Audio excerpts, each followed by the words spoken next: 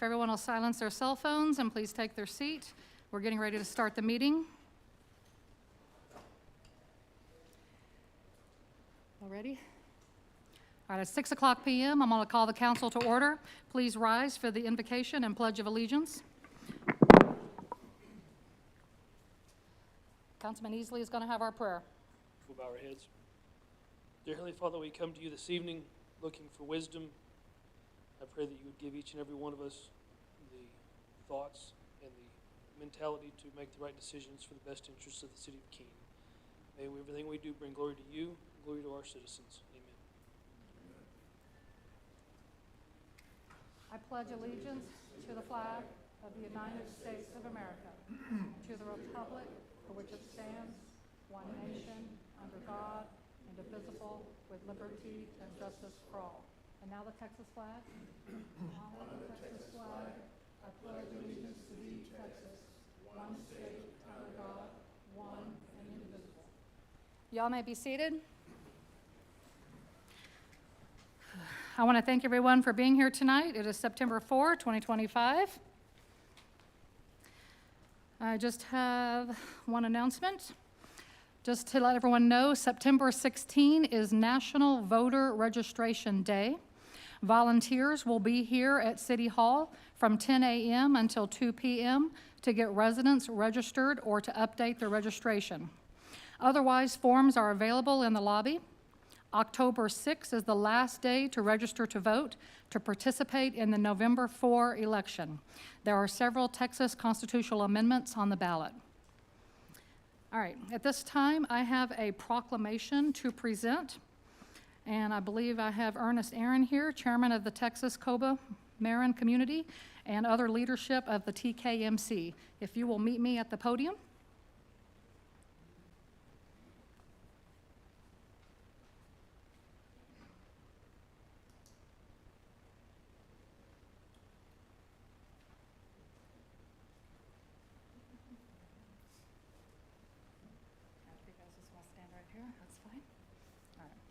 Am I going to present to you? You want to stand here beside me? All right. All right, so this is a City of Keene proclamation. I'm going to go ahead and read it, and then I'll hand it to you, and if they want to take a picture.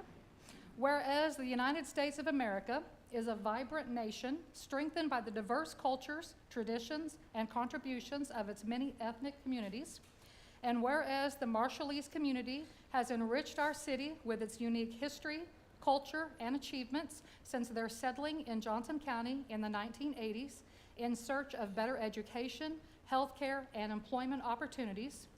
And whereas the month of September brings the citizens of Keene an opportunity to honor and celebrate the invaluable contributions of Marshallese Americans to our collective society. And whereas members of the Marshallese community have made significant contributions to student enrichment by lending their heritage and principles to Keene ISD, for development of programs that instill the principles of community and citizenship. And whereas their rich cultural heritage, including traditions, cuisine, and arts, has woven a vibrant thread into the fabric of our community, fostering mutual understanding and respect. And whereas it is our duty to maintain communities where all people have the opportunity to succeed, regardless of their ethnic background, by offering events that engage and give back to the public and showcase the many talents and skills of the Marshallese citizens. And whereas recognizing the visit of dignitaries such as Laney Kabua and Master Canoe Builder Rice Sinlight to the City of Keene encourages all residents to learn about the history and experiences of their neighbors and to celebrate the shared values that strengthen our city. Now, therefore, I, Lisa Parrish, Mayor of the City of Keene, Texas, proclaim the month of September as a time to recognize the Marshallese community in Keene, Texas. All residents are called upon to observe this month with programs, ceremonies, and activities that celebrate the heritage and contributions of the Marshallese community. In recognition whereof, I affix my hand and seal this 4th day of September, 2025. All right. Congratulations, sir. Thank you.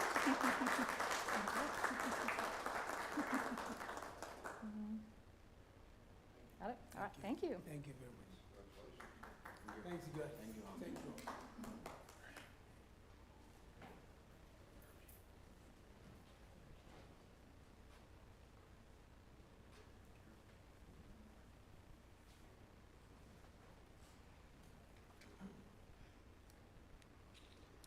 Okay, that is all that I have for mayor comments at this time and mayor announcements. Council members, do you have any announcements that you would like to make before we move on? Okay, we're going to move on to public comments. Agenda item number 3. I have received 2 yellow cards. I'm going to call the first one, Paul Knott.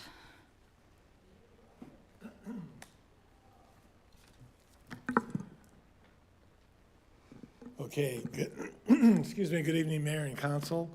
And I'm here to talk about the 13th annual, 13 Candidates Forum. It'll be Tuesday, October 14. Tuesday, October 14. Early voting is Monday, October 20 through Friday, October 31st. So this Candidates Forum will be the Tuesday before early voting begins. Just as important to those watching and to you here, on Tuesday, September 9, we're going to have a public input meeting at 6 p.m. in the small meeting room here at City Hall. This is the meeting where any member of the public can suggest a different format for the candidates forum, questions to be asked. We had this meeting last year and it was a very productive meeting. Some good ideas came out of that and some changes were made to the format of the candidates forum. So that's Tuesday, September 9th, and you're invited. I certainly hope you are there because we need your input. This is your meeting. Then on Monday, September 15th, the questions decided on at the September 9th meeting will be certified mailed to the candidates or even hand delivered. So that gives the candidates 4 full weeks to prepare their presentation or to prepare their responses to the questions. Because in this candidates forum, they do get the questions in advance. There's no surprises.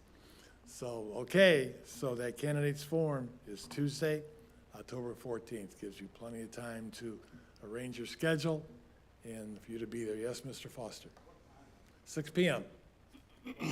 6 p.m. for both meetings. Thank you very much. Yes, we made a mistake and started a little bit too late last year, so we're going to start just when the council starts, 6 p.m. So any other questions? Okay, thank you, Council. All right, thank you, Mr. Knott. All right, Councilman Mr. Smith would like to also speak during public comments. Thank you, Mayor. All right, I had to write this down because if I didn't, it wouldn't sound good. So here goes. Good evening, everyone. I had something weighing on my heart since our last council meeting, and I felt it's important to share it with you. In 1802, Thomas Jefferson wrote a letter to the Danbury Baptist Association. In that letter, he referenced a phrase that I, along with many others, misunderstood for years. The idea of a wall of separation between church and state was talked about. The history behind this was that the Danbury Baptists were worried the government might one day interfere with the right to freely worship. Jefferson's response assured them that government had no authority to intrude upon the church. The wall was never meant to silence faith in a public square. It was meant to protect it. For a long time, I mistakenly believed that this phrase meant we should not speak about God in places like this very council chamber. I thought quoting scripture or giving God credit for what he's done in our lives somehow crossed the line in this building. But a couple weeks ago, someone stood in this room and boldly declared what their God, our God, was doing in Keene. As I listened, something stirred inside me. Conviction boiled in my heart. I realized that not only I had discouraged others from openly sharing their faith, I had silenced myself. I pushed down Spirit-led words and moments of inspiration out of fear of breaking a rule that doesn't even exist. That ends today for me. From this microphone or wherever I'm at in these chambers, when I feel the Lord stirring me, I will not hesitate to exercise my faith. I will share scriptures if they drive home a point. I will speak about God's goodness when he compels me. The truth is, Life has a way of distracting us. We get caught up in business, politics, and routines. And without realizing it, we place God on a shelf until we walk out of this room. But I will not do that anymore. As Romans 1:16 says, "For I am not ashamed of the gospel, because it is the power of God that brings salvation to everyone who believes." I won't say that I've failed, but I will admit that I have fallen short. So to my fellow citizens and staff, the ball is now in your court as well. If you feel led to share, to speak a word of encouragement, to remind us of what God is doing, then speak. I, for one, am listening, and who knows, what you say may be the very thing we all need to hear. Thank you. Thank you, Mr. Smith.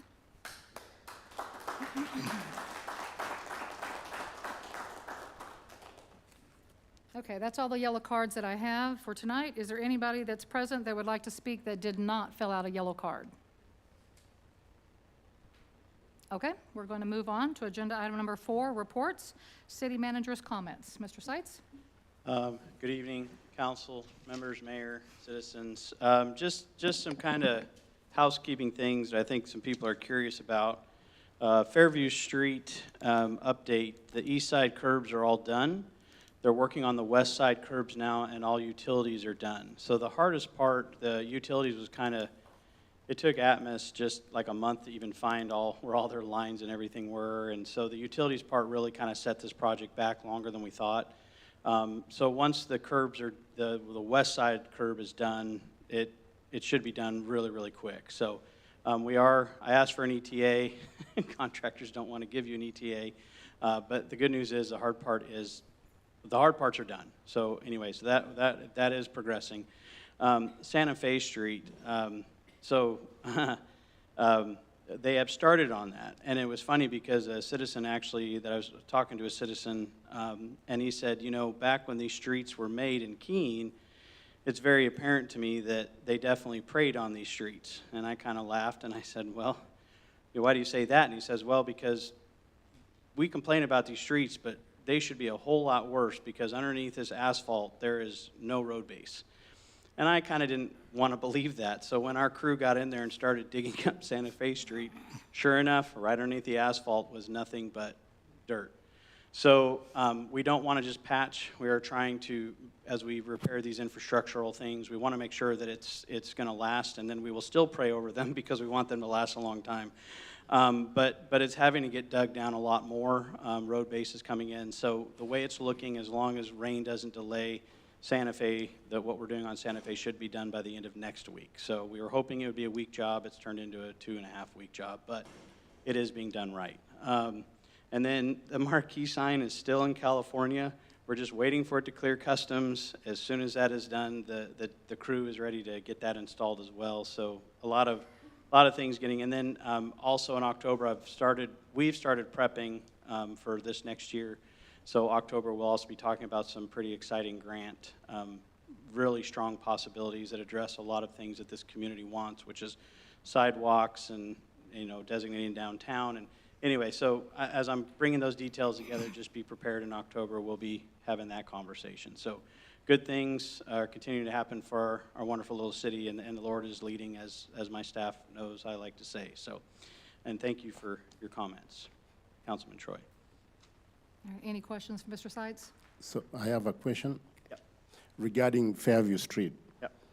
I think it's my understanding that around March 6, 2020, this year, 2025, we did have a bid of $416,000, and then we did had in the next meeting where we separated the two items from the street fund, where we were supposed to go 100 feet. Where we approved $50,000. So does Fairview go all the way to 4th Street in terms of fixing or? No, because that was going to be an additional $250,000 to go all the way to 4th Street.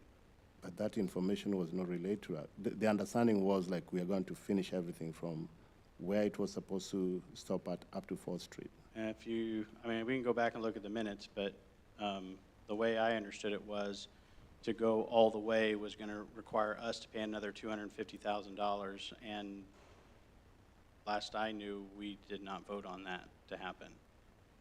I can't just do these things randomly.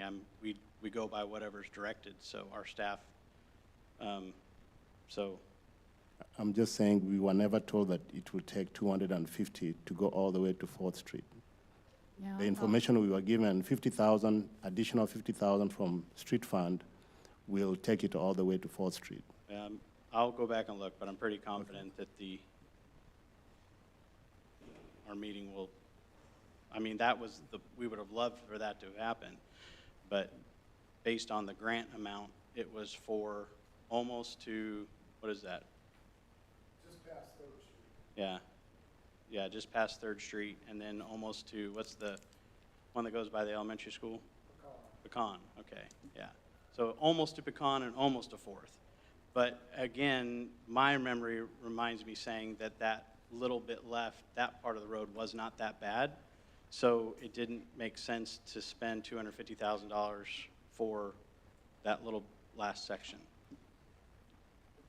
So Okay. I'll go back and look. That's all I can say. All right, thank you.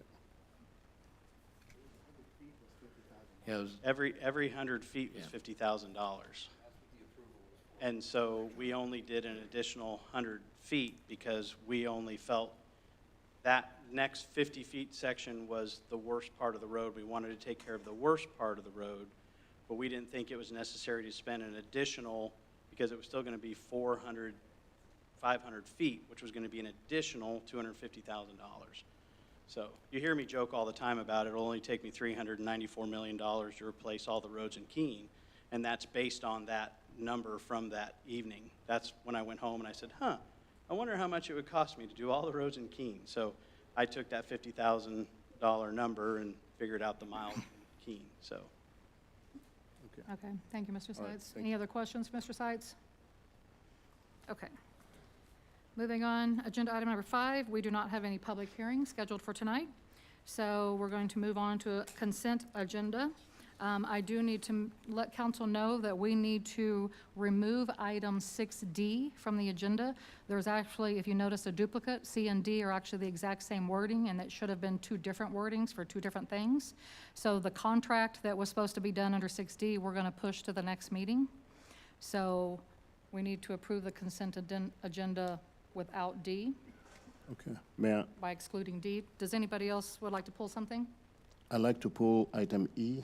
Item E, okay, Yes. 6E, Yes. okay. Council, do you have anything else that you'd like to pull for further discussion? Okay, so at this I'll time. make a motion to approve consent agenda items A, B, and C as presented. Second. I'll second that. Okay, hold on. Easily seconded, didn't he? Okay, that's what I thought. Okay, we have a motion on the floor to approve consent agenda items A, B, and C by Foster, and a second by Easley. All in favor, raise your hand. It's unanimous, motion is carried. All right, now we have removed 6D, and it's going to be pushed to the next meeting, so now we are going to discuss item 6E, consider approval of an updated organizational chart for the city of Keene. Yes, Mayor, the reason why I'm asking this item to be pulled from the consent agenda is because I remember in the previous, last year's budget, we were given a chart, but you had to use a magnifying glass for you to be able to see what was going on. And thank you this time for blowing it up to make it readable. So the reason why I brought this one up, maybe somebody might have another question or addition to other departments, but under the city secretary, we can see the city attorney answers to the mayor and city council. Municipal judge answers to the mayor and city council. City manager, mayor and city council. So when it comes to under the city manager, there is this line that is running down, and then also touching the city secretary, going to marketing coordinator. But my question is regarding the city secretary. And when I read the city charter, I think this chart is in conflict with the city charter section 5.03. under additional positions, which says the city council shall appoint the city secretary who shall be an officer of the city by affirmative vote of at least 4 council members, and shall, shall is not a very light word, shall report the city council. So I don't know what this means. I can adjust that. That is no intention of me, of her reporting to me or vice versa. It's simply in the new budget, we have a marketing coordinator in there. And that marketing coordinator obviously has to work really close with me and the city secretary, since she's also, she's the certified what? The certified public communicator. And so it's not meant to tie us together. That line is meant to go down to the marketing coordinator. Has nothing to do with me. So I can adjust that so that there's a line going. There's no need. It's crystal clear to those who see it. Well, It's not crystal clear. Usually organizational charts flow down, not up. So that's why. That's why it's crystal clear. Yeah. It's crystal clear, Mr. Gutwal. It's not crystal clear. It is if you understand flow charts. Okay. So do you agree that it needs to be fixed so that it doesn't look like the other departments, city attorney, municipal judge, and city manager? I am happy to adjust it however will make the most sense. But again, with flow charts, typically they flow down, not up. So the flowing down says that it's going down, not her coming back up to me or down and up to me. And if he doesn't disagree or agree, it's us as a council that should formulate this. So he's supposed to work for us, so we're the ones that need to be the deciding factor. I know you're asking him a question, Okay. but the Okay. question needs to be asked to these people here. Thank you. Councilman Troy, I'm just saying, shall report to the city council. That's not us deciding. It's the city charter. So we are following it. When I see something in conflict, it looks good. I mean, to us, we can say, the maybe finance director needs to work with a certain team that we have already hired as city council. But for me, when I'm looking the chart, I'm reading, charts speak louder than words. You can look.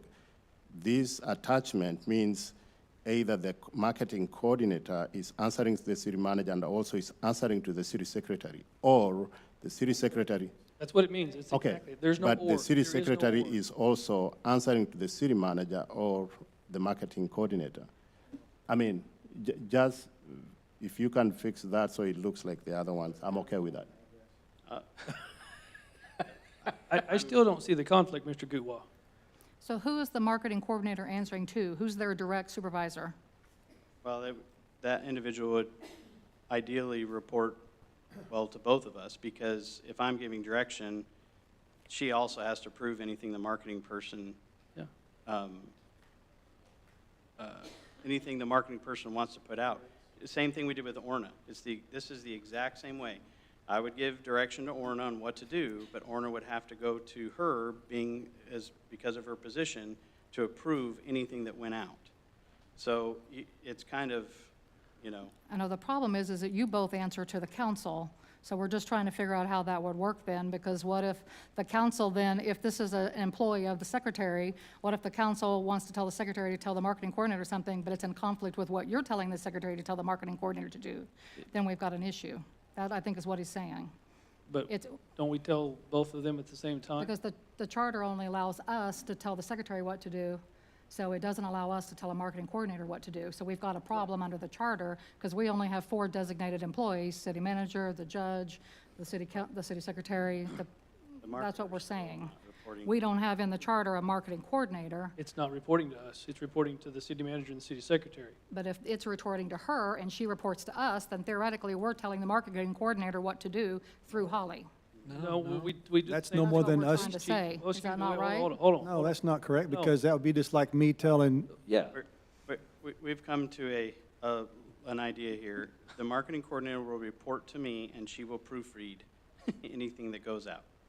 So I will remove the line from the city secretary. To the marketing coordinator. Okay. I Okay. think that would I satisfy what our, yeah. I mean, it's That would kinda satisfy our based on how confusion. things were working with Orna, and it was working really well. So, But we'll Yeah. move the line to the marketing person. You know, I really feel like this is micromanagement. Way, Counsel? way bad. I think we need to just stick with what we do best, which is not really much, but pointing out little idiosyncrasies in a flow chart, for crying out loud.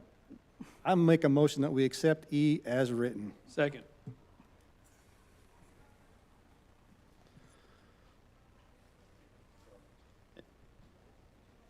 And your last chart too, just FYI, it took me, I had to find the original just so I could read it and find it, and it was way over detailed. It was down to every single name of every single employee, and I'd never seen anything like it.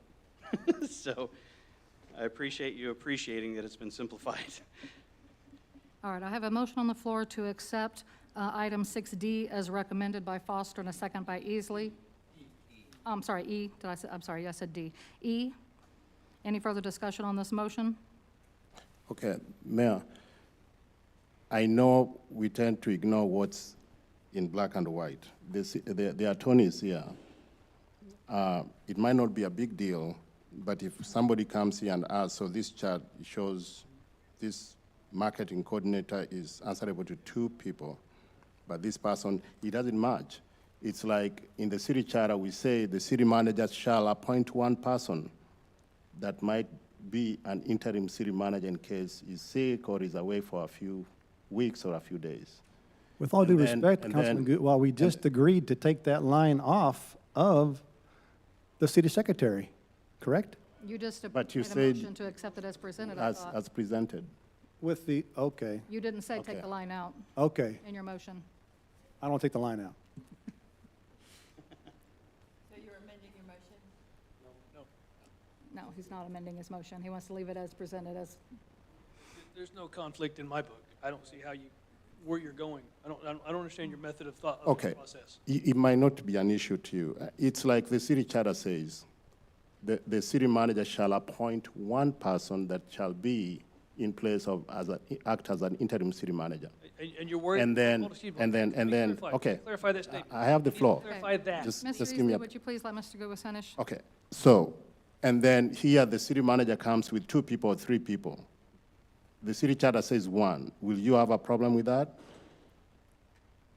Are you asking if he's going to appoint the marketing director as interim No, city manager? I'm saying the city charter says, we shall pick 1 person that shall take place of the city manager. That doesn't have. And then you have anything 3 to do- people or point 4 of order. people. Will you? Point of order. That has nothing to do with this flow chart. You're talking about appointing an interim city manager. That's not this flow chart. No, the city charter says shall report to the council, but the chart, the way I'm looking at it, it looks like the city secretary is reporting to the city manager. That's not what the charter No, says. that's not what this flow chart says at all. Maybe the attorney can help. I don't see that there's a legal issue here. I agree that the chart flows down. I see no conflict in the charter. Your flow chart has nothing to do with your charter. But in your charter, just if we're talking about the charter, section 5.01 states that the city manager is your chief administrative and executive officer. So he has the authority to do the flow chart. If you don't like the way it looks, you absolutely can ask for an amendment of it, but I do not see that this flow chart reflects something other than what's in your chart. If that's what you're asking. The way I'm looking at it, the city attorney looks fine, municipal judge looks fine, city manager looks fine, and this error was even in the last budget without the marketing coordinator. You're confusing issues. I honestly think you're confusing issues. This is a flow chart. It's separate and apart from duties set out in the charter. Okay. Thank you. All right, we have a motion on the floor to accept item 6E as recommended by Foster and a second by Easley. All in favor of the motion? Those opposed? Motion is carried.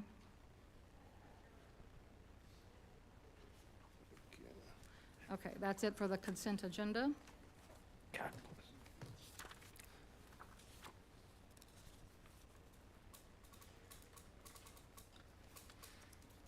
Just a minute.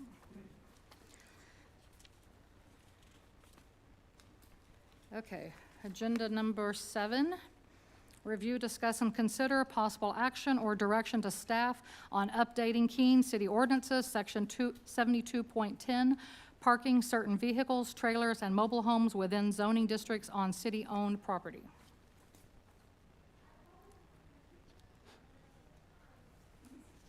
All right, who would like to speak to this? I'll preface this. I'm the one who asked for this. So I'll give you some history. So I had a boat in front of my yard, and I got a notice to remove that boat, for whatever reason or another. And so I talked to Chief about it. I didn't understand the verbiage in the way that it was written, and the language wasn't as clear as I would have liked it to be. And so talking to Chief Kidd, he did not like some of the things that were said in there as well. And so this was part of my being on council, was to start going through some of these ordinances that have been done a long time ago and see if we can update some language. And so I'm not sure if Mr. Steele has that information. Did he give you that information? Well, come on up here, sir. Take over for me. So I'll let Mr. Steele give whatever comments that Chief Kidd had for this meeting.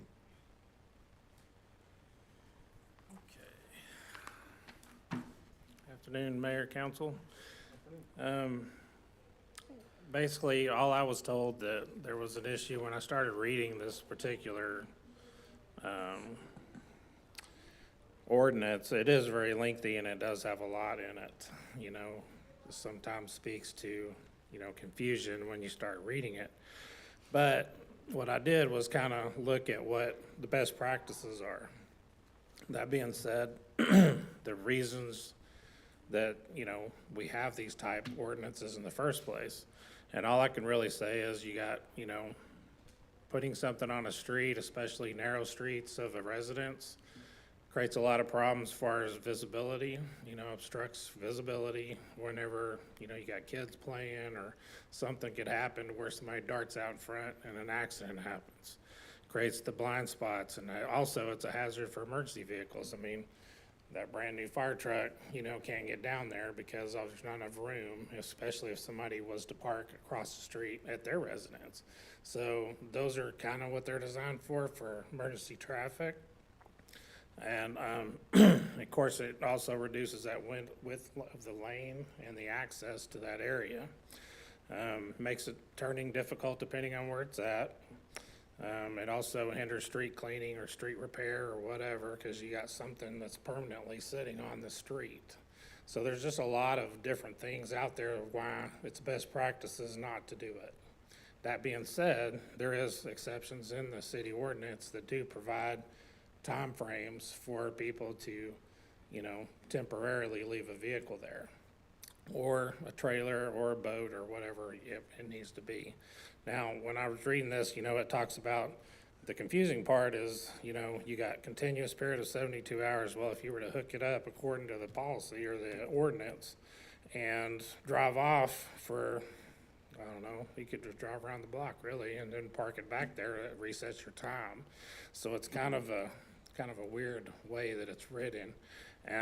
I can only say to that is I don't know when this was written exactly, but I mean, you could probably stand to look at the whole statute and probably update that part because it is a little confusing and redundant in some areas.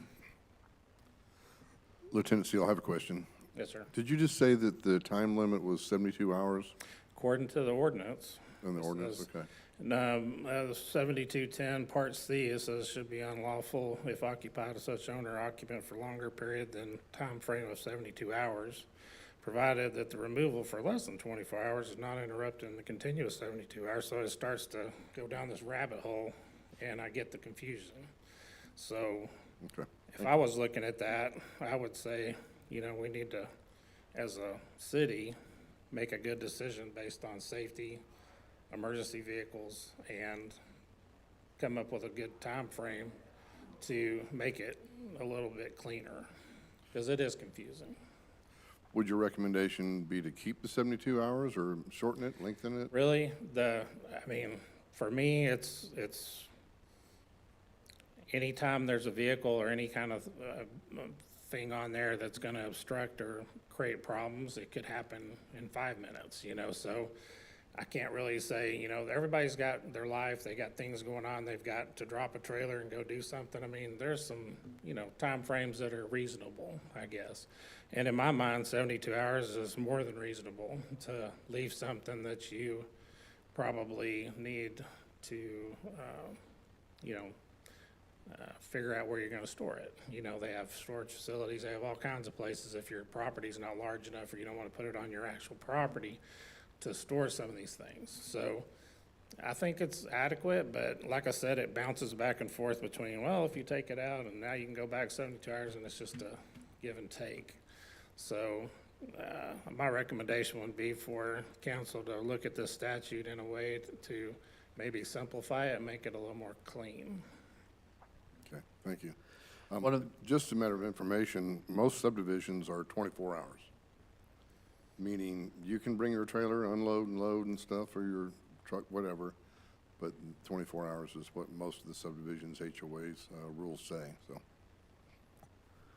One of the things that I talked to Chief Kidd about was kind of like what he mentioned, but I'll go a little deeper into it. You could essentially park your trailer, boat, whatever it is, in front of your house. You have 72 hours. You could take that boat, bring it to your friend's house in Alvarado for 24 hours, and then bring that back over, and your time would start again. And the way that we were interpreting that was, okay, so out of 365 days, I can have my boat there in my house for 220 days. I just have to find another place for it to go for 24 hours and then bring it back. So we were wanting to tighten up that to where it's a 3 days max and there is no return, you know, for that boat. So that, or whatever monstrosity you've got out in your front yard, right? Based on what the provisions say. So that way it kind of limits the person that is wanting to find that loophole in the system to have a boat there every weekend or in the middle of the week, and then, but you're gonna take that boat out every weekend, so I can have it there for 3 days a week and then take it to the lake. So that was the whole emphasis on my conversation with the chief, was to tighten up that portion of it and clean it up a little bit, as Mr. Steele referenced. Is there somebody in your neighborhood doing that? Taking a boat out and bringing it back? Not that I'm aware of. I mean, I wasn't doing that myself either, but I was just wondering, since you said you brought this up, so I didn't know if somebody brought this to your attention. Did you get a complaint from somebody? no, it's just something that, I mean, I got a notice, so of course I was directly affected, and the city actually gave me more time than the notice even allowed, which I did find out later that the person who did complained over and over and over, but because the city gave me a 10-day notice instead of a 3-day notice, I was able to exercise the 10-day because that's what the city gave me. So of course that might need to be changed too, because if you're getting repeat calls from the city and they're saying, look at the ordinance, it only says 3 days and yet the city gave me 10, well then that's the city's responsibility, or that would be on us, right? So we would need to fix that. But obviously I did the right thing. I moved it on day number 9 and rented the storage right here across the street. So for 4 days till I sold the boat, which is the reason why I had it in my property anyway. So, but no, there was no complaints. It's just something that as we were going through that, I asked Chief Kidd to look at the ordinance because the way it was described to me, it didn't make sense. And so, you know, again, just to clean it up and make it more, you know, just more direct, I guess would be the right approach. Okay, well, I haven't read the ordinance. It's not in our packet. Do we have a copy of the ordinance? Because I think the council should have a copy of the ordinance so they can figure out how to change the language and clean it up. Or we can give direction to him to clean it up in a particular way and then have them bring it back, a newly written ordinance for you guys' approval at the next meeting. Yeah, there wasn't actually it wasn't an ordinance that you had in your packet. It was a link to go to the ordinance. So it was in the Yeah, email that doesn't that really was help me provided, here. which I did look up, so. All right, council, what would you like to do on this matter? We are giving review, discuss, and giving possible action or direction to staff on updating this ordinance. I would say let Jonathan look at it with the I was chief gonna say, I'd give, and whoever Yeah. needs to be involved after we get the budget stuff done. And then bring it back to us. You want to table this then maybe and bring it Yeah, back when table Chief's it. here and we can go through the ordinance and actually have it in front of us? Yeah, because I got a letter too, like Troy said. And Okay. mine's sitting in my driveway. hey, our people are doing their job. That's okay. Hey, I put covers on mine. They're just crystal clear. Would you be okay with that, Mr. Smith, if they made a motion to wait until October after the budget? Yeah, and I'm fine with that. We'll It's bring it just, back one more time? Yep, And then um, look at it? I'm good with that. Do we need to bring it back with corrections from Jonathan and Chief Kidd? Or just bring it back and then we'll start fresh? If you want to tell them what direction you want them to bring it back in, what form, I want them to correct it. well, you got to tell them how to correct it. We'll review what they do. I'm not gonna micromanage their job. We see a problem, let them correct it, and then we'll look at it. Okay, but they still have to get their direction from you. You have to tell them how to correct it. That's not micromanaging. That's doing your job as a council member. Well, Chief Kidd has already said that there's issues with it. Isn't that correct, Okay, well, then Mr. Steele? Then I council wasn't should bring privy it to back that. in I its just got is in its come up way here. and let you guys, go through it and redline it, whatever you want to do. Mayor? But we have a gentleman in the audience too. Oh, Go ahead. We're just, go ahead. I was just gonna make a motion that we table this until until the budget is passed. This is not something that's mission critical to be attacked right now. I think that our staff has enough on their plate, so I appreciate Officer Steele presenting tonight, but let's table it until after the budget's passed. I'll second that motion. Okay, I have a motion on the floor and a second. Any further discussion? Yes, sir. Mr. Johnson, would you like to now come up and have a discussion? Ray Johnson, 1009 Christine Street. Before all this, when Johnny Koger was here, you could park anywhere you want. Who's in charge of all this? I mean, who's going to do it, the police or code enforcement? Code enforcement used to do it all. Was that? Okay, so Yeah. whatever he does, most of the time, he's pretty right. The cars are jacked up, cars set in the driveway with all flat tires, tags are expired out here on the street. Somebody need to do something about it, because I see it all over. So I agree with him. I mean, if he sees something, he should write it up, Okay. you know? I agree with you. All right, we have a motion on the floor to table this item until after the budget is finished on updating the Keene City ordinances, section 72.10 by Foster and a second by Chapman. All in favor of tabling until after the budget's finished? Motion is carried. It's unanimous. Okay, agenda item number 7B, review, discuss, and consider directing staff to create a resolution reflecting the process for designating which council member shall preside or should preside over council meetings should the mayor and the mayor pro tem both be unavailable to attend a called meeting. And before we discuss this, my health is not in jeopardy, right? I'm okay to sit here? And Mr. Jute is okay to sit here? There's no plans No, this was just brought to up. eliminate us so that one of y'all can take over? Who wants to be mayor? I can make you mayor for a day. Would you like to be mayor for a day? This was just. I brought- think Rob Foster's our man. I just want to make sure I'm safe. I'm safe, okay? Nope. There's no plans of anybody. Well, it's never been brought up before, this Well- discussion, and I think since 1955, when Well, the city's yeah, incorporated. Everybody keeps telling me, don't go with the past. Okay, what would y'all like to discuss about this? Who do you think should be in charge? Well, I think it should be the most senior Senior officer?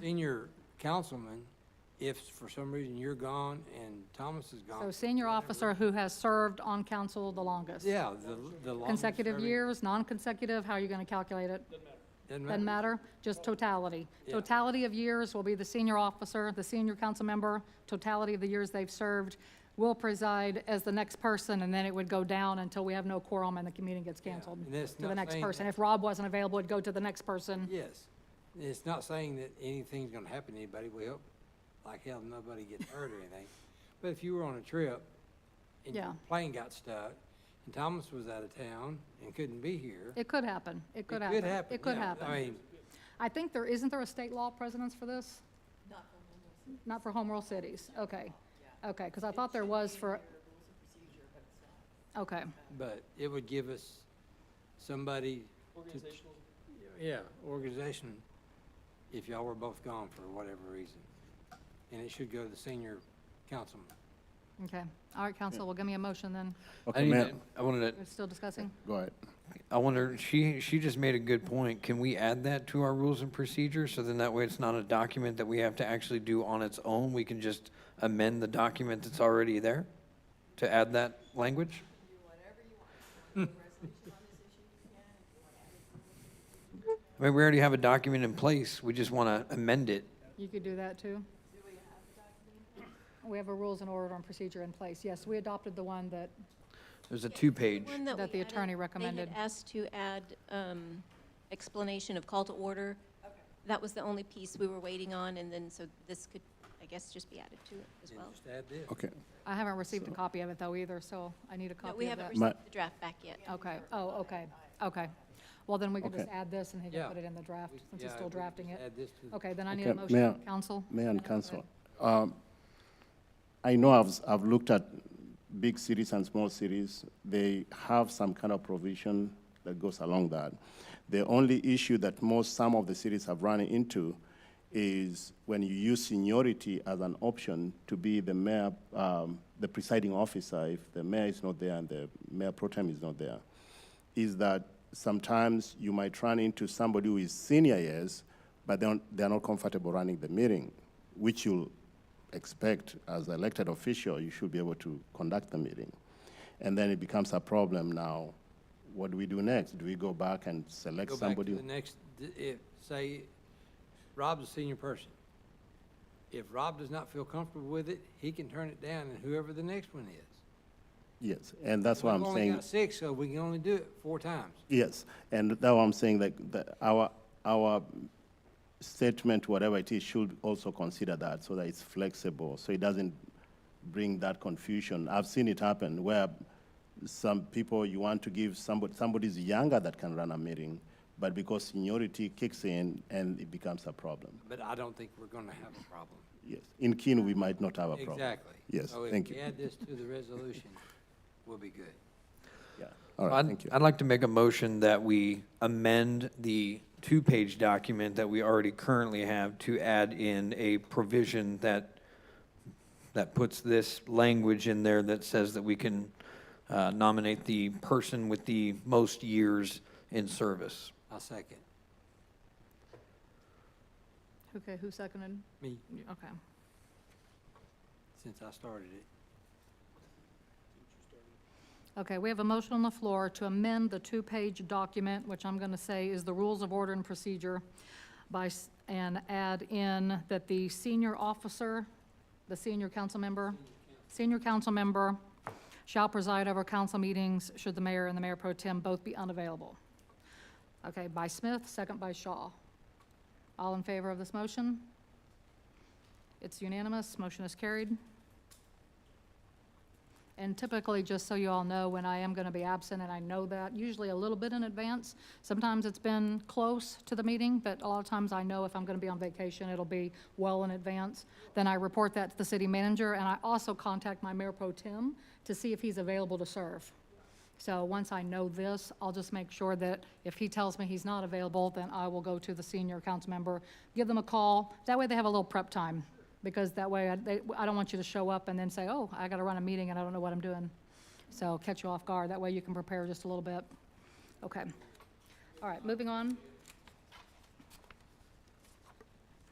Agenda item number 7C, review, discuss, and give direction to city staff on the fiscal year 2025-2026 or fiscal year 26 proposed budget, giving feedback and direction concerning fleet management. Well, this is the first of, So this is the big one. This is the meeting. the first of one of 2 meetings where this is the opportunity to dive in and obviously, you know, there's a lot of little, I don't want, well, smaller things in there that we're going to get accomplished this next year with this budget.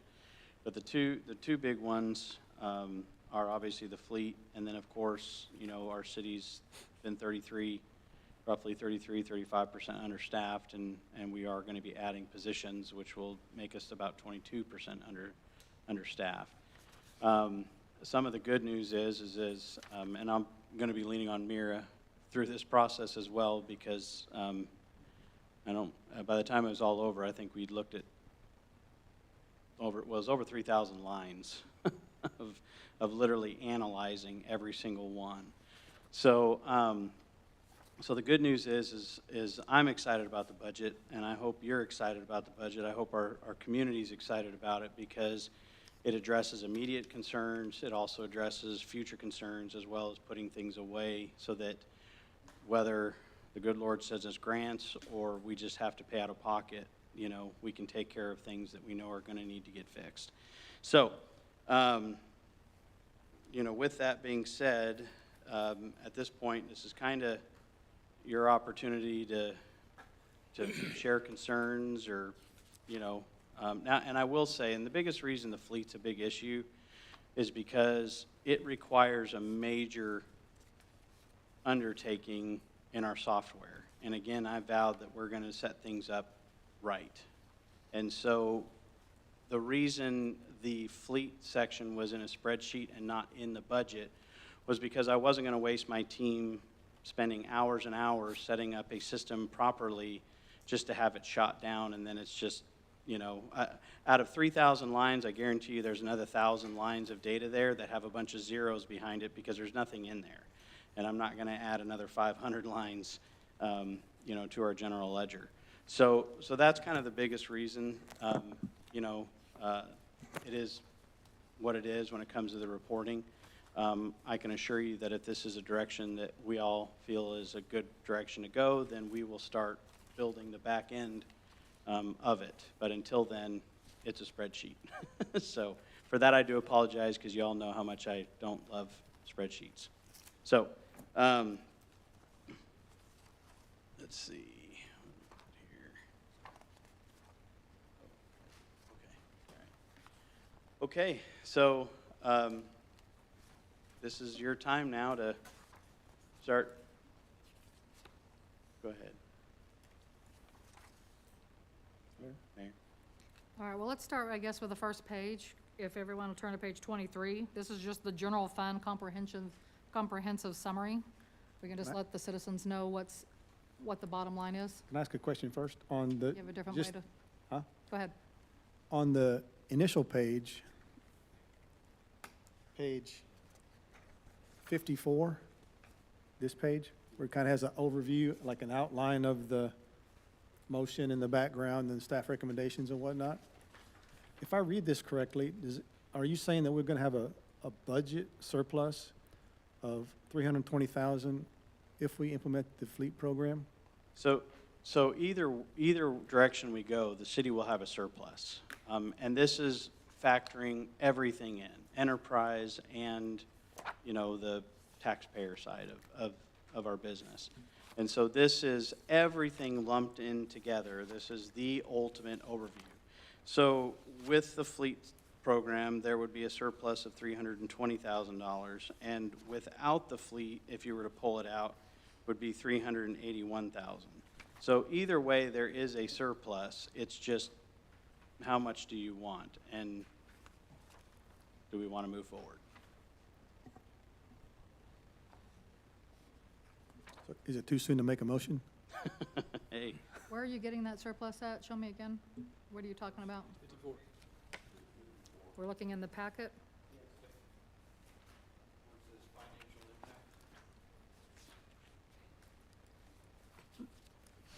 Discussion, item 7C, cover page.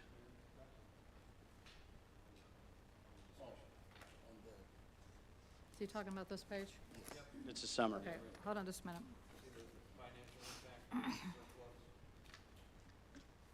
Oh, okay.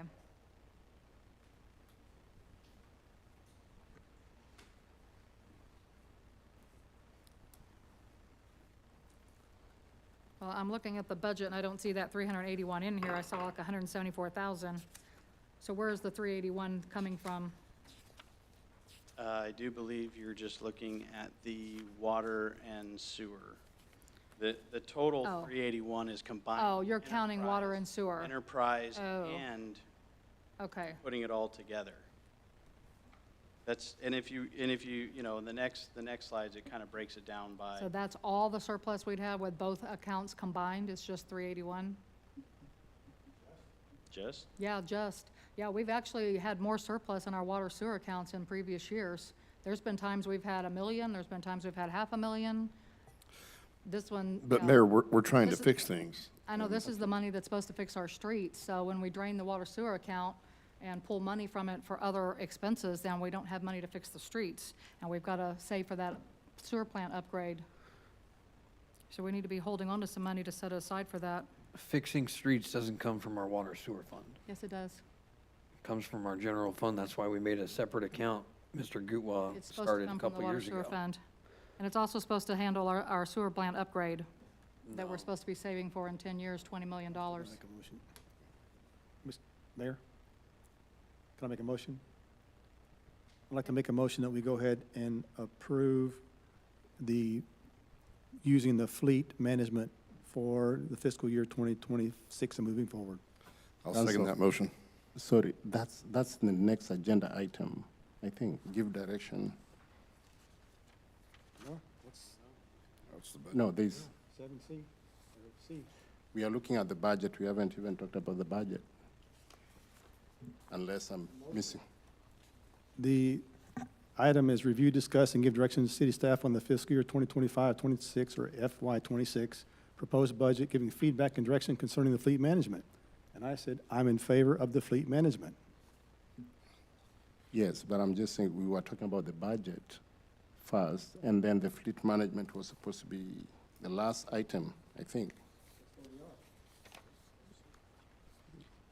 so, But we haven't talked about the budget. I thought that's what the mayor wanted to go through some of the pages. That's And not on then, the agenda.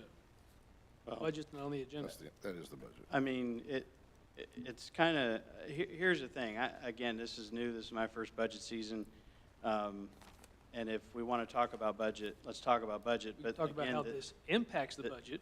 the two big things, like I said, that we're trying to address in this year's budget is getting city staff personnel closer to where we need to be, a city our size, and then also addressing what I consider, like I said, when I have 5 police cars in the shop in the same week, and a fleet that's 17 years old, I'm trying to solve what I consider a big problem that helps all departments. So those are the two things, but that doesn't mean that you all haven't gone home and looked at things on the budget and have more questions about other line items, because, and again, we have this meeting, we have next week's meeting, and do we approve next week, or is it the week after?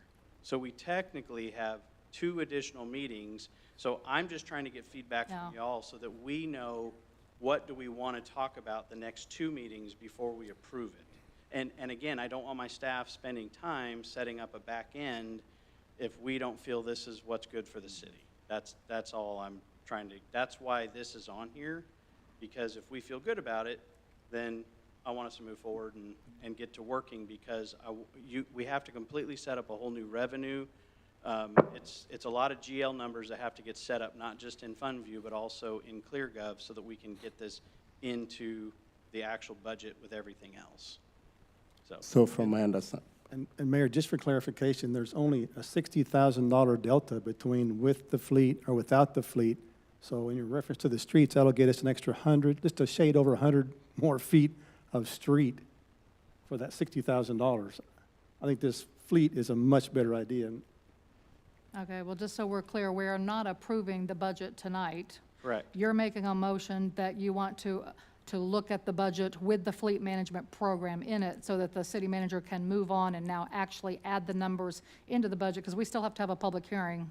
So we've got a public hearing that's been posted in Cleburne Times, so we're not approving the budget yet.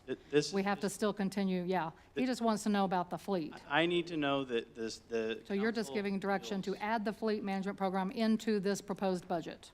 That's your motion, and is that what Mr. Chapman has seconded? Okay, that's what we're doing. We're not approving the budget. Correct. I just No, want to this make sure is- that's clear. I'm just, okay, I want Mayor, to make sure we're feeling good about this before I spend a lot of man hours. Yeah. Mayor, So it's my understanding, I know there's a motion on the floor, but it's my understanding the way it's written, and I get what you're trying to get to, Councilman Rofosa, for making the motion. So there's review, discuss, and give direction to the city staff on fiscal year, the budget, which is proposed. And then there's a comma, there's give feedback and direction. So I thought we are going to look at the budget if I have any questions, and then we can move to the second comma, which is another, topic of its own about either if you need to add the fleet management into the budget and then bring back the fleet management plus maybe some of the questions that we might have tonight regarding the budget. I'm not saying that you don't need to make a motion. I'm just saying some of us might have questions who have gone through the budget. This is the time No, it's not. to ask question if I I'm have a sorry to question interrupt, about the but budget. you're going to have to stick to what your agenda says, or you're going to violate the Open Meetings Act. So the agenda is very explicit. It states that you're going to review, discuss, and give direction to city staff on the fiscal year budget, giving feedback and direction concerning fleet management. This is a component of the budget so that your city manager can come back and so you can have that discussion. But you do not have a separate item to talk about just your budget and line items. So No, you'd be it- violating the Open Meetings Act. It just sounds general to me that there's discussion about the fiscal year, the budget that we have proposed budget, I think and your then agenda is also very give clear. direction. Yeah, It's how the fleet program affects the budget. yeah, And that's limited to that end, Okay. nothing else. yeah. So if somebody has a question about the budget, we can't ask? If it reflects to the fleet management. Anything regarding the fleet management or anything that's in the agenda summary, you can discuss that because you have given notice to your residents of your city that that's what you're going to discuss. Yes. But you haven't given notice to pursuant to the Open Meetings Act that you're going to discuss something else. So you have to stick to the topic. And then I would just say that for your next meeting, we'll just make sure if it is not, if you don't like the wording, we'll just make another agenda item. Okay. You know what I'm saying? But for tonight, it's very narrow. Okay. So for clarification, I'm just trying to make sure we get this right. So next week, we are having a public forum for public to come and talk about anything on the budget. So now that we have given deliberation to add the fleet, then next week, we can talk about any component on the of the budget, 'cause budget, we're having the public correct? And public and/or us. Okay, all right. There we go. We all got it? Okay, so I'm going to repeat the motion again. We have a motion on the floor and see if I'm going to word this correctly, because I want to make sure we're not approving the budget. I have a motion on the floor to give direction to the city manager to add the fleet management into the proposed fiscal year budget, 26 budget, the fiscal year 26 budget by Foster, and a second by Chapman. Hey, Lisa, All right, any further discussion on this motion? Mr. Johnson, go ahead. on this fleet deal, I talked to people about it, Okay, and you council people need to check all this, talk to the chiefs and all that, and Derek, somebody that supposedly know what they're doing. You guys need to check and see what they all need. The only one that need cars, from what I see, is the cops. Public Works, they don't take care of their stuff, so you guys all need to look at that and see what you think, but no ways to go with all that. okay. That's my thing. All right, thank you, Mr. Johnson. Okay, Mayor. So since there's a motion on the floor, I've spoken to several taxpayers out there, and I know the word did get out that we are trying to go into leasing, selling all our vehicles, giving it to a third-party enterprise to be able to manage our fleets. And, we have to be very honest in this room. There is a big number of taxpayers that are against this, and this is the reason why.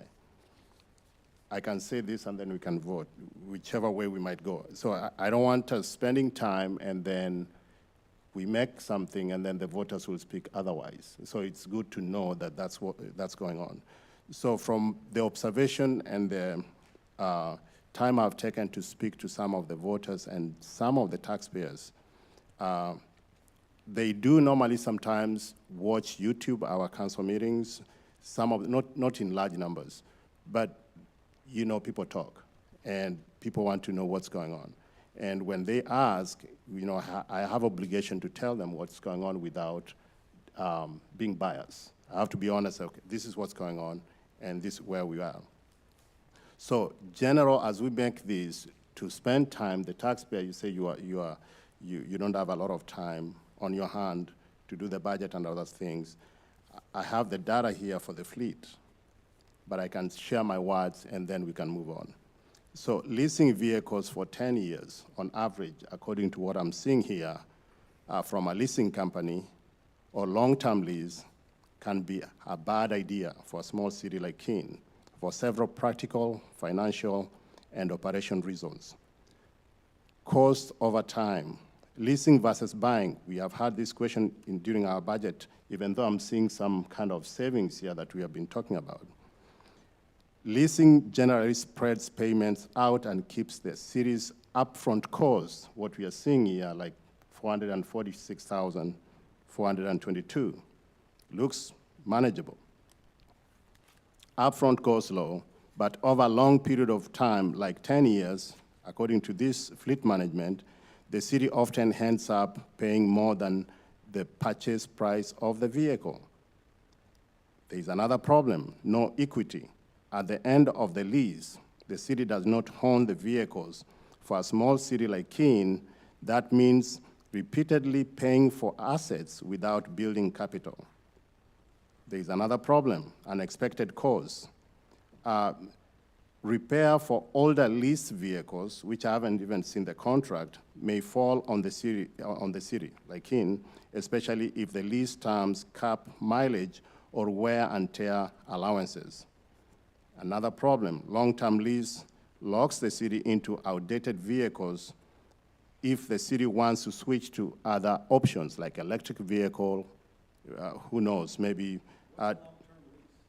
These are great. more than 5 years. Hearing arguments, but this is not valid. I'd like to see the Okay. source of your data. Okay, I have the floor. I'm almost done, and then we can The continue. source for your data. So, long-term obligation.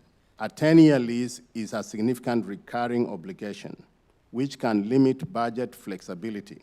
For a small city like Keene, capital versus operating expenses, leasing, because leasing normally classifies expenses as payment of operation expenses. So it can make us a little bit unflexible in terms of the city. Okay, capital versus operating expenses. Leasing classified payments of operating expenses, which might seem easier, the way I'm looking at it here, on short term, like the first payment looks very manageable, and then it bumps up to 600 and something thousand here. Budget, but over 10 years, this can strain recurring operation budget gets without creating long-term assets. Okay, I'll answer that question. Let me finish. But I'll answer it, Councilman. I tell you what, he's making his accusations just like they're true, and there's no rebuttal. I'll answer that question. Hang on, there's no rebuttal. I don't mind you making your statements, but make one statement, and then let's clarify what you're saying, Okay. rather than just continuously reading this stuff that you've talked to 17 people Okay, around town. okay. So say the Okay, first one. Let me answer. Let me answer the question. So a vehicle and lease expenses under this page 59, section 7, item C. Go to 2030. 2030, we are going to pay $657,655. I don't know if that's correct. No, that's not true, Mr. Gutwa. The city is going to pay in 2030 $489,646. You're looking at the wrong data, sir. Unless you gave me wrong data. No. Just hang on, because I had this question too. Okay. All right, let me finish. No. I'm going to address your question. I went and spoke with Mr. Seitz because I had the same question. It didn't make sense to me either. And then maybe I suggest you do that in the future as well, because the city payment is at the bottom graph going across. And so the top is the income from selling those cars back. That's the equity that we have. It's not a long-term lease. As I recall, it's every 3 years. they, 3 or 4? Okay. the average age of the fleet is supposed to remain under 4 years. Okay, so it's not a when you say a long-term lease, it's not a long-term lease. That's the first fallacy. The second thing is, we turn the cars back in, there's obviously equity because there's resale that happens. That's the top number. So you take that top number, subtract the bottom number, and that's what we end up paying. So that's where it never reaches 600,000. The most it ever gets is, So on average, you are paying how much? 400, 500, 400? so the highest it ever gets is 480. I didn't do the average, but Okay. we're looking at probably. So let me finish and then I can address answer this that. too? Sure. We keep saying this number like the taxpayers are paying this. That's not 100% true either. Because we are running this like a business now, the enterprise is actually going to pay for about 35% of this cost. And so here's the thing. We can sit here and go, yeah, we're going to buy 5 police cars next year, okay? With this fleet, it's basically like getting 5 free cars for 1 year. And the thing is that what I don't want taxpayers to think is that we're out here, we're going to bankrupt the city because we're spending $500,000 on fleet. No, we're not. Taxpayer dollars never exceeds more than like $340,000. And oh, by the way, we're fixing a problem. So, Okay, so let me finish and then we can move on. Well- So bottom line, for a small city like Keene, leasing vehicles for, on average, the projection that I'm having here up to 2034, ties up recurring operation funds, offers little flexibility, risks higher maintenance costs, and ultimately can be far more expensive than ownership. And to answer your question, a very good example, go back to 2019. In this room, we had during the budget session, we bought a skid steer, that's when Don Martin was under Public Works, $43,000, and there was a vehicle that you bought for $22,000 that was during that budget year.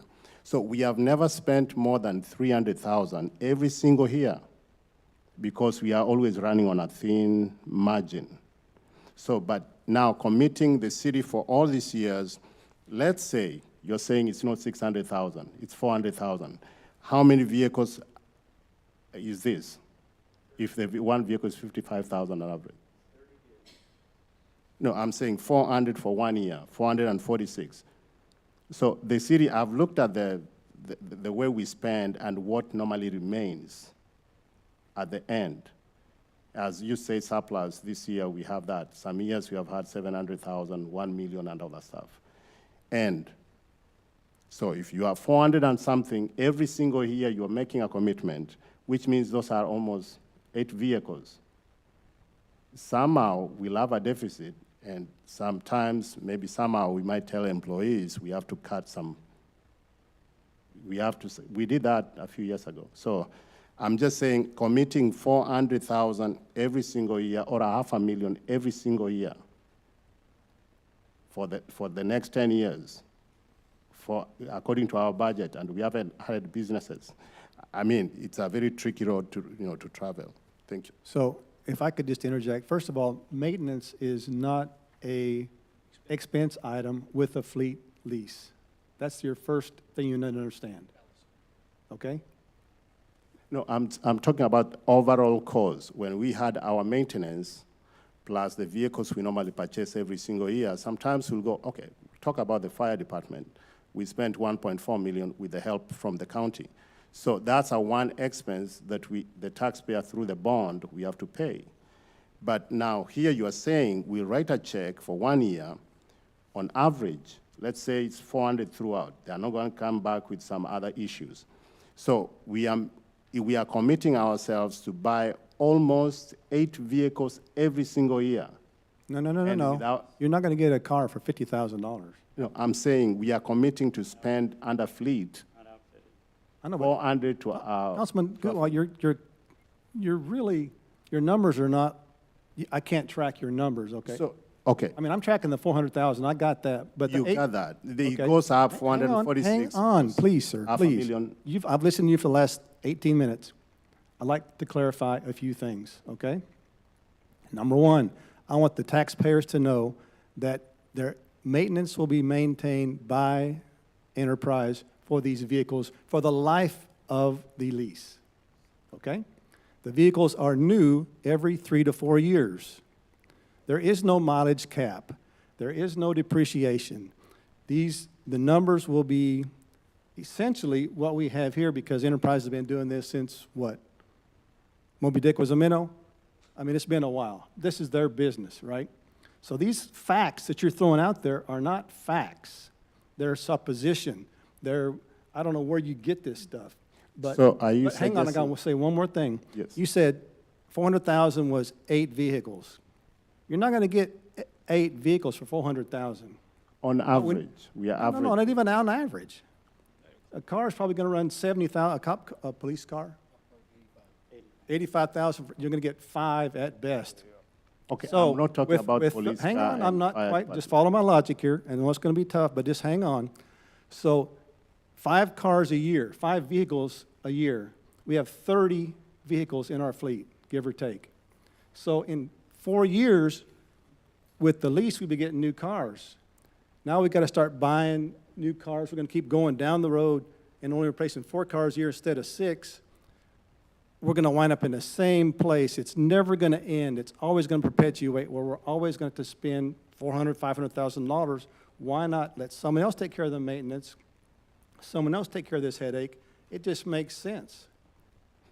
Yes, and as you have said, I'm just saying I'm bringing you what the taxpayer or the voters are talking out there. I know, but the voters So, need to understand, and- Councilman Gutwald, that you're not presenting it in the correct light. Of the $400,000, $150,000 of that is going to be coming out of the enterprise fund. Doesn't touch a taxpayer dollar at all. That's So- not correct. Yes, it is. That's not correct. Huh?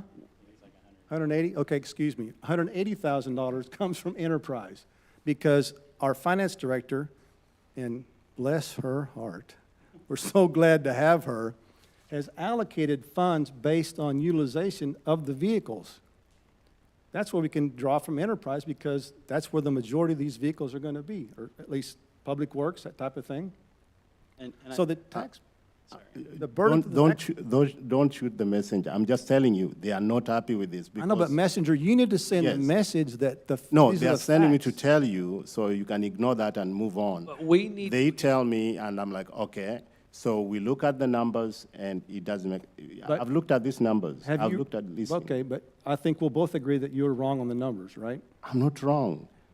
This Thomas, is, you said $600,000 was a payment. You're wrong. okay. Admit that you're wrong. Okay. Vehicle and lease expense, unless you have a different data. I don't, I Have got you? it right here in front of me. 2025, 446,245. 2026, 486,926. I got the number. 2027, Keep half a going. million. Hang on 20 just one second. So it keeps going. So on average, we are going to spend 400,000. It's a commitment, Okay, and we have Okay. never spent that money on a single year. I know, but Okay. you can ignore that. I'm just telling you. I'm not what- ignoring it. Yes. All right, I have one question, since we're talking about this. Did not Fleet say that we do have to pay for the maintenance on police and fire? That that's not like included in this payment? They're gonna bill us, they said dollar for dollar, which I think Mr. Smith told them they were not. I got him to acknowledge he was not. Well, It's not dollar for dollar, but So again, I think That was- there's this perception that if we do away with the fleet plan, all of a sudden we just get to add $400,000 back into the budget. That's not the case, which is, you can see by the revenue amount, right? The difference in the revenue amount, because you're still going to have to pay for maintenance. Maintenance cost is only going to go up. And again, when you factor everything in that still has to go to running the fleet with or without it, and here's the thing, I want to be clear. I just need direction. This, to me, is the best solution to solve a problem that is only going to get worse with an average age of 17-year-old vehicles, okay? And so for me, it's a way to solve a problem that will continually be solved so that we don't ever have to worry about this. And if we want to do away with the fleet or not do the fleet, that's fine. If we want to buy 5 vehicles, I'm with Rob. We're going to find ourselves in this exact same boat 2 years later when council doesn't want to commit to the fleet issue and say, well, let's save money and let's not do it. You know, that's the whole reason we got here, is because it's an easy thing to look at and go, let's just save a couple $100,000. Everything comes home to roost, and either we solve it or we're going to pay for it later. So, and here's how we're going to pay for it. I'm going to tell you right now that they've changed legislation where, guess what? I get to approve $100,000. A vehicle blows up, guess what? We have to have vehicles. It's what our people use to do their jobs around this city. And so, guess what? Now I get to be the bad guy because now I'm having to stroke a check for $90,000 to replace a vehicle, and oh, wait, there's 3 or 4 of them that blew up. So, again, if you don't want it, that's fine, but I don't want the taxpayers to think for a minute that just because we're not doing it, we're saving $400,000. We're not. Okay, so did you answer my question? So the city payments that we see here, this line that goes all the way to 2034, does that include the maintenance for the police and That's fire? everything factored in. It's already been factored in, that's my question. It is factored in, so this payment should not change. That's- We're not gonna play maintenance on top of this figure. That's all, everything in the budget. Everything's and included. So this is what, Everything is in here. okay, Everything's in the budget. that's what I wanna make sure, okay. And please note that the number that says without fleet, guess what? The difference is absorbed quickly. I mean, just in maintenance costs for the non-fleet stuff.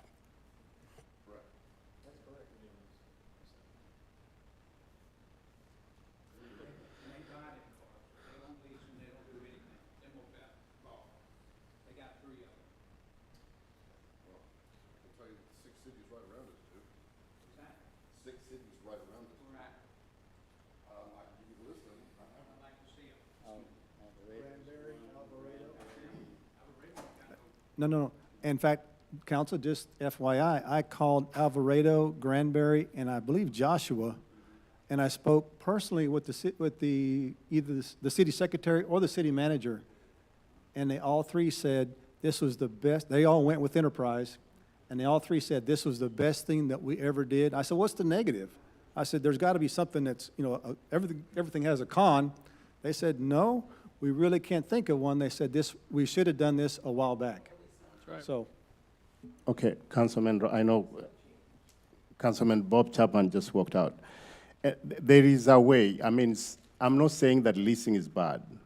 If you get me wrong like that there is a way. If you have a long, kind of high mileage vehicles that every day you are driving maybe 40, 200, 100, maybe 80 miles every day, there is a chance you might convert some of those few vehicles into leasing. Keene, you can drive here within less than an hour, you're back to where you started.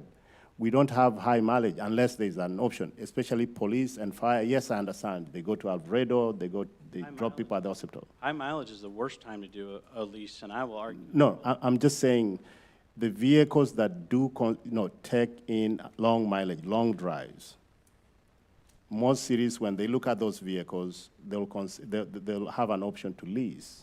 Do you see the list of cars with high mileage on here? No, I'm just. you're saying. wrong.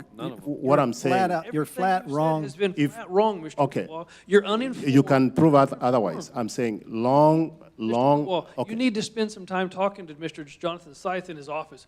Every one of these council members except you visit with Mr. Seitz on a weekly basis, and we get this information, we get this understanding. I visit weekly basis. I'm here. Excuse me, I'm talking. If you have a need question. to take some time and inform the voters of how good this system can be, instead of Googling what could be bad.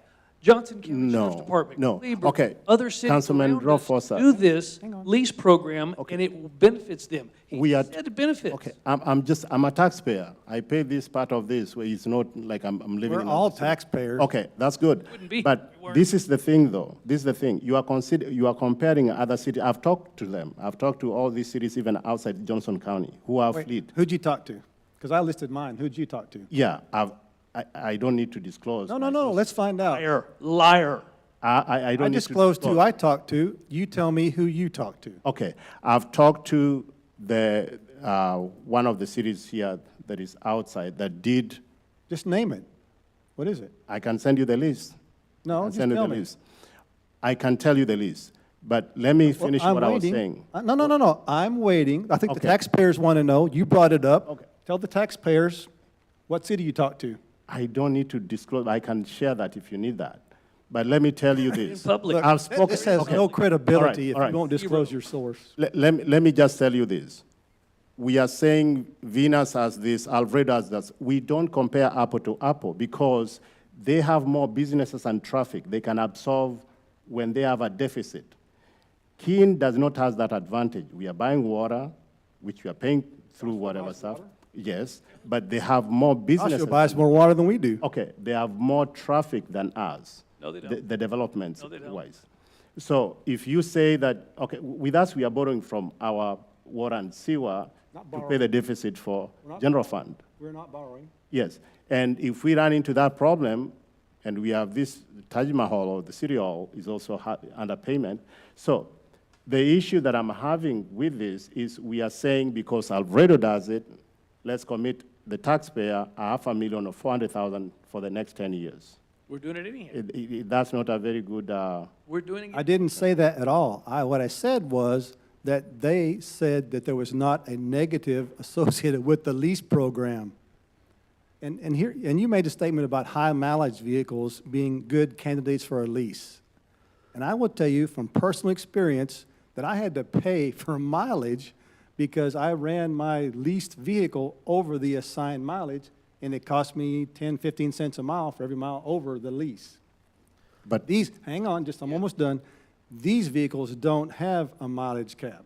I'm not I saying asked that question specifically. Okay, we don't have the cap, but from the city point of view, when you are deciding which vehicle to lease, which vehicle to buy outright, No, we're not buying ha- vehicles outright. We're Okay. not going to buy vehicles outright.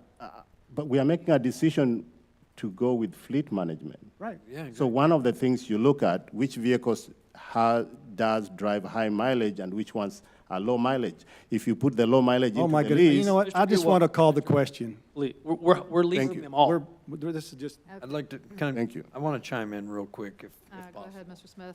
You cool? Are you, Mr. I'm fine with Foster? that. Sure, go ahead. As long as somebody else talks. Okay, so I did spend some time with the gentleman who came here. I don't remember his name, Nick. And so the math works out like this. We buy a $60,000 vehicle. I don't care what vehicle it is, it's just $60,000. Our payment from the city for a lease is $1,000 a month. And this is just a number so that way people get an idea of what we're spending, okay? So for transparency, right? So in 12 months, that's $12,000, right? So 3 years from now, oh, hey, that vehicle needs to sell. We're going to go ahead and replace that vehicle. So you're going to get another $60,000 vehicle, but you're still only paying $1,000 a month for that one, correct? So in 3 years, I spent $36,000, the city did, for that vehicle, okay? Before it got turned over. So when they sell that car, when Enterprise sells that car, let's say that we only get half the money back from the $60,000 purchase, okay? That's $30,000 we just sold that for. So then what do you have left? We have $6,000 left, and that's actually what we actually paid for that vehicle for the 3 years, which is absolutely amazing when you think about it. $6,000 in 36 months, do the math on that and tell me where you can get a car payment for that. So that's the goal for this whole fleet program, is to design it to where we maximize the value, and he talked about that. Maximize the value. In 2 years, if that car is hot, they're gonna take it from you because they're gonna get the max value out of it. That's what their whole system is designed to do, is to max out the amount of money our return is going to be on that vehicle that we purchased. So that's the reason why 2, 3, 4 years is the max that will ever go. And then I agree with Mr. Foster. You look at this list. I mean, I'm looking at a vehicle that's from 2005 and only has 146,000 miles. I'd buy that tomorrow because I put 30,000 miles in a year on my own truck just driving around. So, I mean, these are gold mines sitting here that we can sell, and that's why the first year is actually so good to us. But that's the math in essence. And of course, the numbers are going to change based on the amount of vehicle that's purchased, but that's the math that we're dealing with. Okay, then my question is, Mayor and Council, if we have known all these years that if you sell your vehicle within 3 to 5 years, you get maximum return on the vehicle, Why have we ever not done it? Great question. Because we never have money to replace those vehicles. We should have done this a long time ago. The budget could not allow. I've listened to the last 15 years budget, But the budget will allow us now so we can move forward. no, for the next 10 years. You are committing $500,000 10 every years, year. Next 20 years, next 50 years, it's money in the bank. You're not gonna get a vehicle for $6,000 for 3 years, no matter where you buy it from or what vehicle it is. Okay, Mayor, I think that. Mr. Foster called the question. I'd like to second it.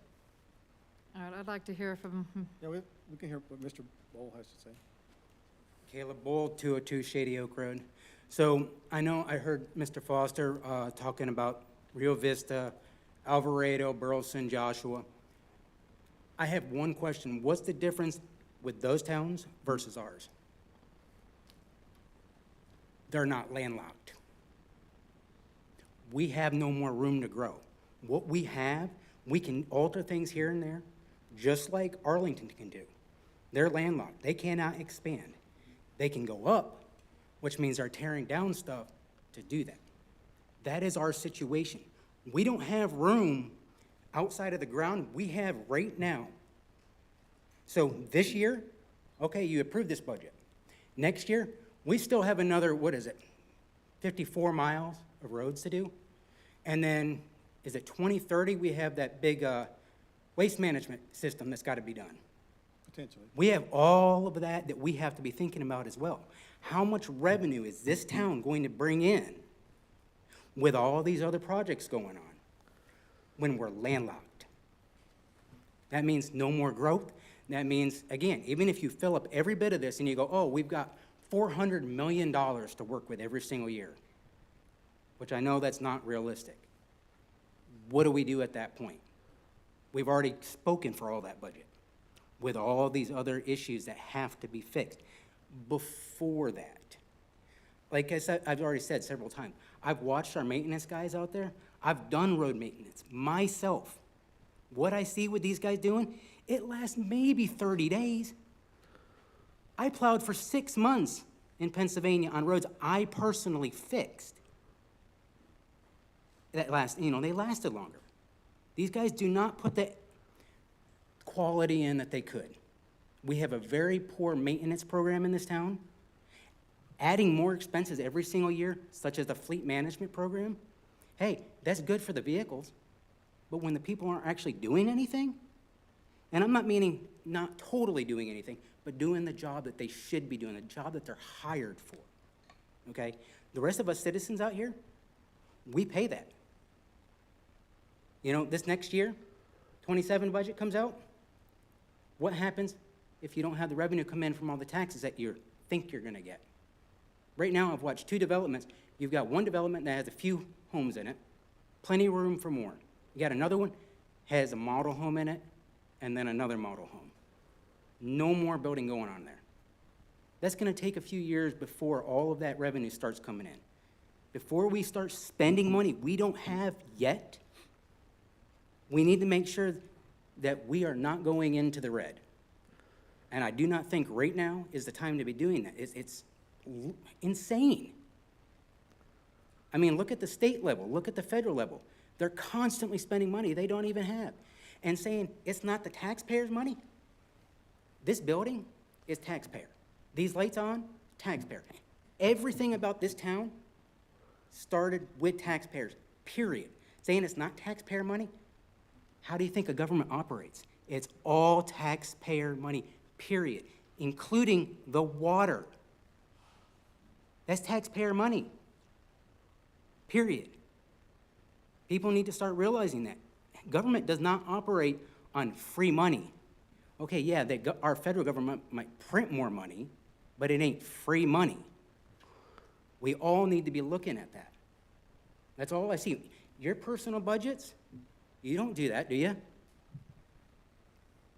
You don't go, well, I think I've got this budget, I'm gonna go and just start spending this, and not knowing what next year is gonna hold. I've talked to Troy about this numerous times. He's a business owner. You're a business owner. You don't know what next year's gonna hold for you. You both might be out of business. This town could be bankrupt by the end of next year. Well, that's I not, know several people that have already left Keene because of the stupid drama that happens in this very building right now. And more that are saying if things aren't fixed, they're leaving. That's all I've got to say on that. Thank you. Thank you, Mr. Paul. Thank you. I do believe that the other subdivision has quite a number of homes, not just the two model homes on 67.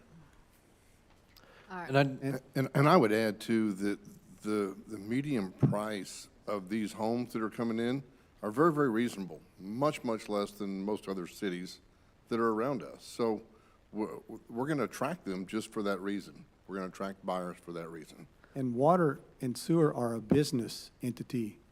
So, yes, it comes from a taxpayer, but if it wasn't us, it would be Bethesda providing that water and sewer. So those aren't really taxpayer dollars. It's, you have to have that.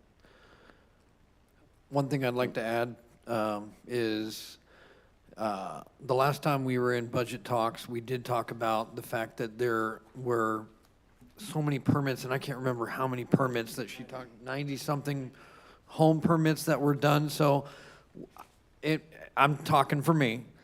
I'm not looking at this data without understanding what the ramifications of the city is bringing in for the next year. So that's why all these conversations are happening, and there's more budget information out there every council meeting that we have till we get to this point, or next week, right? Is all this information's coming at us from this angle. So it's like, okay, can we afford the fleet? Yes, based on these 91 homes, that are supposed to come online. And then, of course, we were told that next year around the same amount of homes are coming online, right? So then you're projecting and you're saying, okay, so this is feasible as long as the sustainability of the projections hold up. Could there be a crisis? You bet.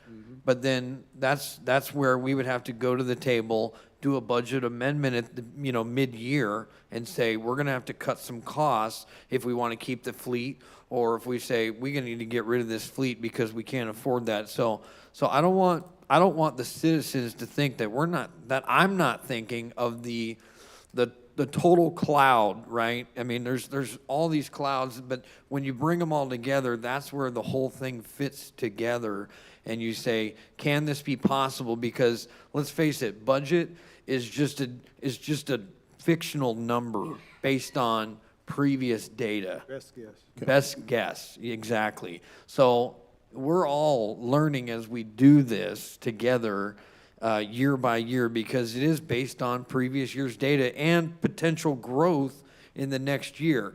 I mean, we change presidents, things happen. We change governors, things happen. So we're not we are susceptible to ups and downs. But the fact of the matter is, we have to look at the data that we're given, which tells me that I believe this is a good thing for right now. Okay, And Mayor. something that you, Caleb, that you weren't privy to, which I referenced earlier, but you hadn't seen it, is the financial impact of the fleet. So in our material that we have here, it shows that with the fleet, without the fleet, we'd have a surplus in the budget of $381,000, $381,572. Now, if we do with the fleet, it's $320,930. So there's a deficit there, a delta there of about $60,000 that we're arguing about here tonight. It's not like we're going to add $450,000 to the city. It's just that in order to maintain our fleet of cars, which are police cars, our public works, you got to replace that stuff sooner or later. And I've been on council for 7 years, and we've never really expended much money on our fleet. Am I right, Mayor? Maybe about one car a year. I can't remember. Usually we bought one or two, or Yeah. sometimes we'll buy one at the beginning of a budget season, and then we'll budget for another one like in March. Like in March or So May. We only have to budget for half a car. Yep. Charles has done that a lot. So as you can see, some of these cars, you can't see, I'm sorry, sir, but the data that we have here shows some of these vehicles are 20 years old. We had 5 police cars in the shop at one time here a week or two ago. So, yes, if I was doing my personal budget at home, I'd say, okay, babe, it's time to get a new car, right? We're either going to lease it or we're going to buy it. We got to do something. The beauty part about leasing a car, whether it's for the city or for my own personal budget, which I've done myself. I've leased my own cars, and I put a lot of miles on my personal car, my work car. I'll run 50,000 miles a year just for work. So I'm not going to lease that car. But my wife's car, I'll lease it, and you only pay for the part of the car that you use, and that's the beauty part of a lease.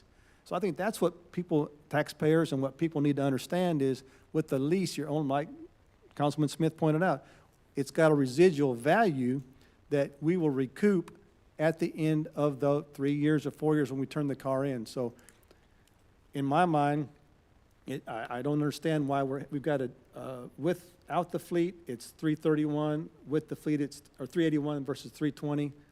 We're looking at $60,000 we spend an hour deliberating it. Mayor, this is serious. I'll talk this and then we can do whatever we need to do. So our budget right now, we are in trouble. Go back to 2019. The only thing we did cut was... This is 2025. Okay, let's talk about now. Go to page 97 on our budget. We are in trouble because we have borrowed so much from the water and sewer, which is almost $372,000. Were it not for that, we'll be in red. So fleet is not going to help us. But Charles, that's not, Mr. Gutwell, that's not borrowing from a bank. That's not borrowing from an outside entity. That's taken from my left pocket and putting it in my right pocket. No. Yes, it is. We can't talk about that because. And I know we can't talk about, but I'm just saying we are talking about the money. You're saying we are in surplus, 300. We are in deficit. If we did not borrow this money from here to move it to the general fund, we'll be in red. That's how we balance the budget. But you're using the wrong term, sir. It's not a Finance Director, Mira. Are we borrowing money from Peter to pay Okay. Paul? We are transferring. Normally, you transfer money to general fund from water and sewer to cover deficit. We are in deficit Again, Mr. to Gutwald, cover that. if you would So- visit with Mr. Seitz and our Mira, you'd understand that they're doing proper accounting. I know, There's I a certain know. percentage of Jonathan's job, there's a certain percentage of Mira's job that's paid for by water and sewer. I That's never understand. been accounted for, and that's what we're doing here. I understand. We're doing proper accounting.